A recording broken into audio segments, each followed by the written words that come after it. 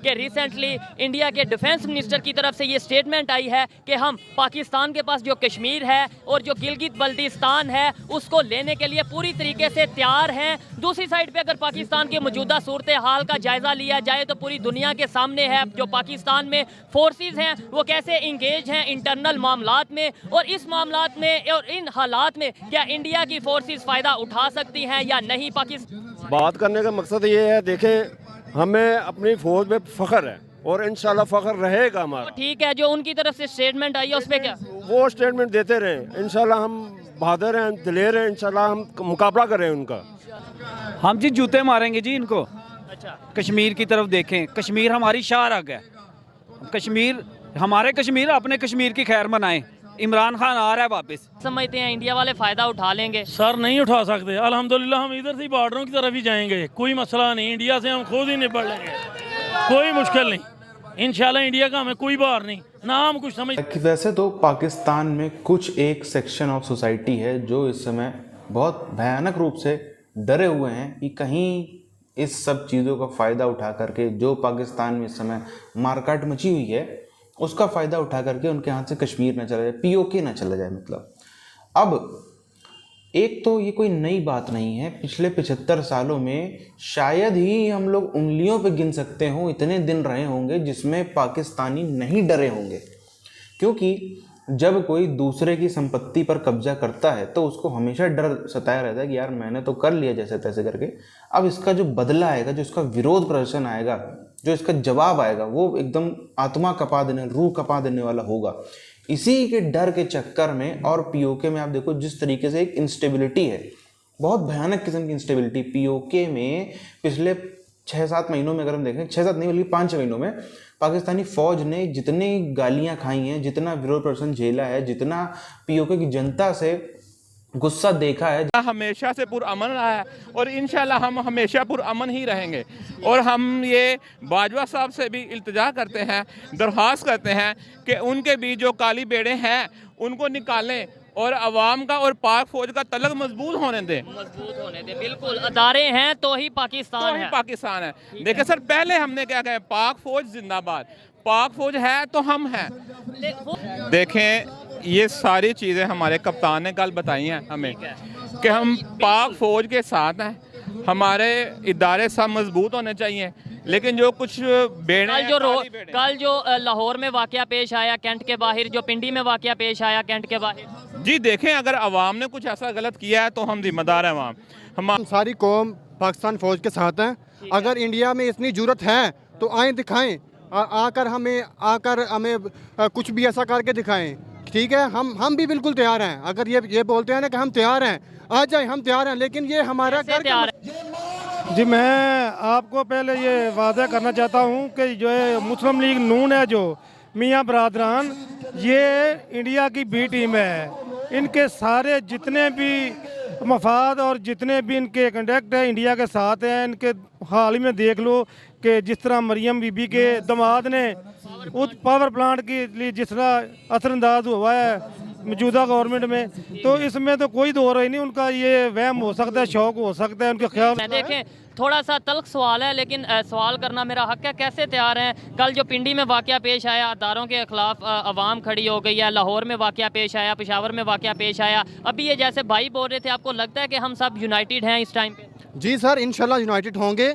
अगर ये हमारे मुल्क की बात आ जाएगी, अगर कोई बाहर से हमें इस तरह आकर हम हमारे आगे इस तरह बोलेगा तो हम तैयार हैं, हम एक कौम हो जाएंगे। लेकिन एक इंसान की वजह से ये सब कुछ हो रहा है, लेकिन ये नहीं है कि हमारी कौम तकसीम हो चुकी है। लेकिन इसमें जो चंद लोग हैं, जो चंद अनासर हैं, जिनकी वजह से ये पूरा मुल्क बदनाम हो रहा है, और जो उन लोगों की वजह से अब देखें, ये आज़म स्वाति की आज आपने प्रेस कॉन्फ्रेंस सुनी है, ठीक है, जब आप एक बंदे, एक नुमाइंदे को जो पाकिस्तान की नुमाइंदगी कर रहा है, उसको सेंटर रह चुका है, उसको आप नंगा करके उसकी वीडियो बना के उसकी बेटियों को आप सेंड करेंगे, तो आप क्या दुख रख सकते हैं इन लोगों से आप? तो इंशाल्लाह हम इमरान खान के साथ हैं, इमरान खान हमारा लीडर है, इंशाल्लाह हम इमरान खान के साथ खून के आखिरी कतरे तक इमरान खान का साथ देंगे, इंशाल्लाह फ्रंट लाइन पे होंगे। जब इमरान खान इस्लामाबाद की कॉल देंगे, मैं इंशाल्लाह घर से हर चीज़ सामान लेके हर चीज़ आप उनके साथ होंगे और आखिरी दम तक उनके साथ होंगे जब तक इमरान खान साहब काल में रहेंगे, या हम इंशाल्लाह उनका मुकाबला करेंगे। वो उनकी इतनी जरूरत नहीं हो हमारे साथ आगे पंगा लेने में। आर्टिकल 370 उन्होंने हटा दिया, तब भी हम ये कहते थे जरूरत नहीं है, लेकिन उन्होंने हटा दिया। आपसे बात करता हूँ कि आर्टिकल 370 की बात की जाए, वो भी खान साहब के दौर में हटाया गया इंडिया की तरफ से।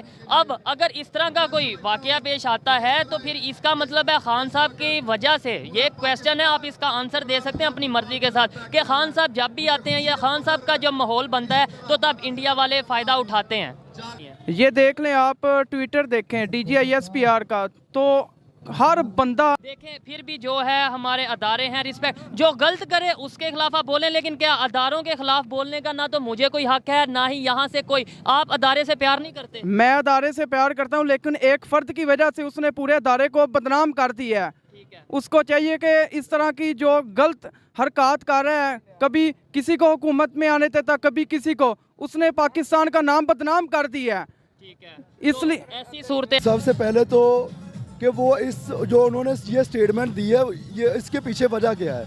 वजह क्या है वो तो आप बताएं ना। वजह उसके पीछे ये है कि जो आजकल आपको पता है जो मामला चल रहे हैं, जो इस गरीब और इस मुल्क के साथ किया जा रहा है, रजीम चेंज के ज़रिए किया गया है इस मुल्क के साथ, इस वजह से उनको ये मौका मिल रहा है कि वो भी जो है वो अपनी बातें के लिए मैं यही कहना चाहता हूँ कि जो ये कंडीशन बन गई है, इस पर जो हमारे जनरल बाजवा साहब हैं उनको देखना चाहिए कि हम किस तरफ जा रहे हैं। ये मुल्क खाना जंगी की तरफ जा रहा है। आपने कल देखा होगा कि लाहौर में क्या वाक़या हुआ है, और में भी वही क्या, इसके अलावा पेशावर में क्या वाक़या हुआ है। पेशावर में एक फ़र्द टैंक के ऊपर चढ़कर उसने पाँव मारे हैं। इससे ज़्यादा क्या हमारा जो एक फ़र्द की वजह से, हमारे लिए शर्म की बात है कि हम अपने मजबूरन या जैसे भी अवाम जो और अदारे जब आमने सामने हो जाते हैं तो वो एक फ़ख्र की निशानी नहीं, वो शर्म की निशानी।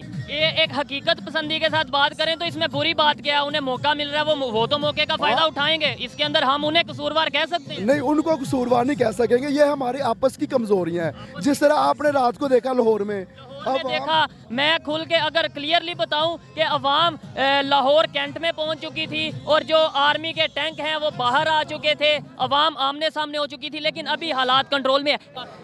उन्होंने तो देखें, हर एक बंदा, हर एक कंट्री, अगर इंडिविजुअली देखा जाए या कंट्री वाइज देखा जाए, हर कोई अपना फ़ायदा सोचता है। उन्होंने तो अपना फ़ायदा सोचना है, बिल्कुल अपना फ़ायदा सोचता है। अगर हमारा मुल्क है, हम भी अपनी आवाम के लिए, अपने मुल्क के लिए फ़ायदा सोचते हैं।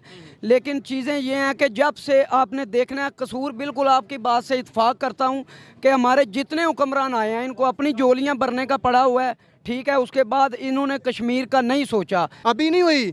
हम एक साथ मिलके इंडिया को जवाब देने के लिए तैयार हैं। अगर उन पे इतनी हिम्मत है तो आए, एक इशारा करके दिखाएं हमारे मुल्क की तरफ, हम इनको सफाई हस्ती से मिटा देंगे। ये कौन होते हैं इस तरह के बयान देते हुए? आए, हम अपने कायद के साथ हैं, इमरान खान के साथ हैं, लेकिन ये नहीं है कि कोई भी मुल्क आकर हमें ये बोल दे कि हम कश्मीर फतह करने के लिए तैयार हैं। आखिर कश्मीर के पीछे इतना ज़्यादा पागल क्यों है पाकिस्तान? कई पहले भी हम लोगों ने वीडियोस में चर्चा करी है, पर अभी भी उस पर थोड़ा सा डिस्कस करना ज़रूरी है। जब ये पूरा का पाकिस्तान और भारत तो वैसे ही था, पाकिस्तान जब भारत से अलग हो रहा था 47 तक, इनका बिल्कुल 0% इंटरेस्ट था कश्मीर में। इनका पूरा जो ध्यान था, इन्होंने, क्योंकि कहीं ना कहीं इनको भी पता था कि इधर जो आज का पाकिस्तान और आज का बांग्लादेश वाला एरिया वो तो फाइनल हो गया है, उतना तो हम लेके ही रहेंगे। इसके बाद उसका ध्यान था एक जूनागढ़ की रियासत पे जो गुजरात में है, और एक हैदराबाद की रियासत में जो उस समय का हैदराबाद था, जिसमें आज का तेलंगाना, महाराष्ट्र और कर्नाटक के कुछ हिस्से आते हैं।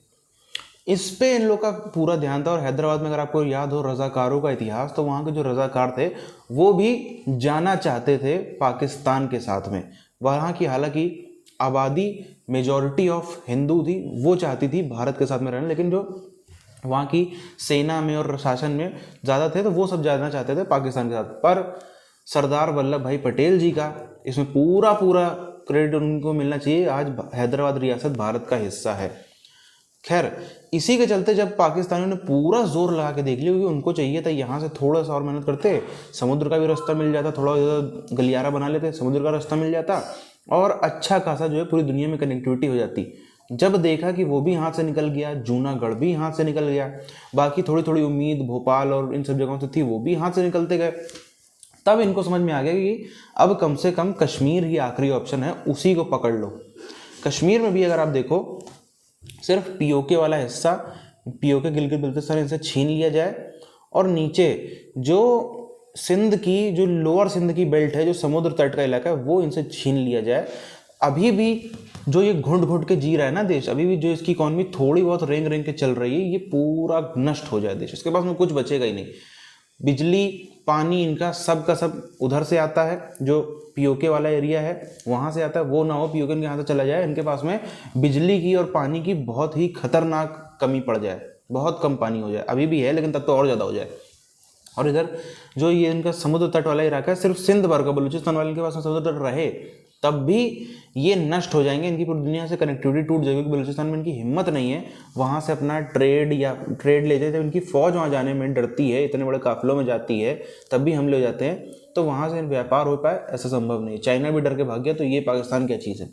इसीलिए ये इनका मेन फोकस है कि बस कुछ भी करके पीओके इनके हाथ से ना निकले, इसलिए डरे भी रहते हैं। लेकिन जिस तरफ भारत जा रहा है बहुत लंबे समय तक ऐसा चलेगा नहीं, बहुत ही कम समय में हमको सुनने को मिलेगा पीओके। और ये अचानक से ही खबर आएगी, कोई प्री प्लान नहीं कि तैयारी चल रही है, चल रही, अचानक से ही किसी भी दिन हम लोग सुबह उठेंगे खबर आ सकती है पीओके में भारत का कब्जा हो चुका है।